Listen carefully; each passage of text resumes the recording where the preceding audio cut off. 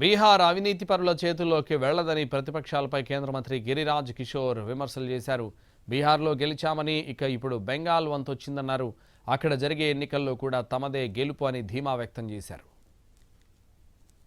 नरेंद्र मोदी और नीतीश कुमार पे भरोसा किया, लाखपति दीदी बनने का एक उनको अवसर दिया है, इसकी जीत भी कह सकते हैं।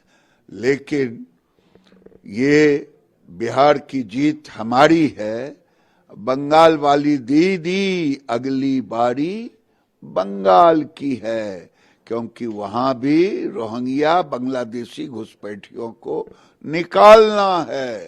अराजकता की सरकार। The women voters were certainly given some incentives just before the code of conduct. Whether we like it or not, unfortunately, that is legal under our laws. It's from the day of the announcement of the elections that you can no longer do that.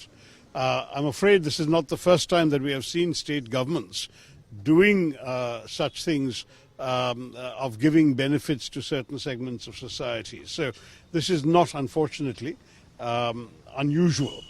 I can't say it's a healthy practice. I don't think it's a healthy practice, but we saw something quite similar in Maharashtra as well, and we've seen it in other states in the past. There is a tendency to give some of these rewards just before an election.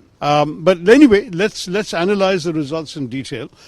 I think that ultimately those who were directly involved in the campaign, I unfortunately wasn't there and I wasn't invited to campaign in Bihar, so I can't tell you much myself from personal experience. All I can say is those who were involved will certainly study it, I'm sure, in greater depth. The women voters...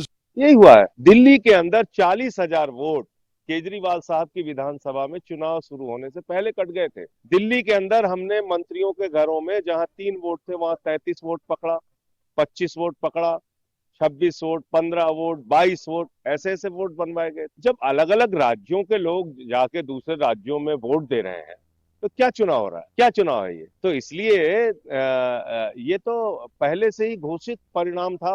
आज उसका इंतजार कर रहे थे हम लोग कि 14 तारीख कब आएगी और कब ये सब चीजें हम लोग देखेंगे। लेकिन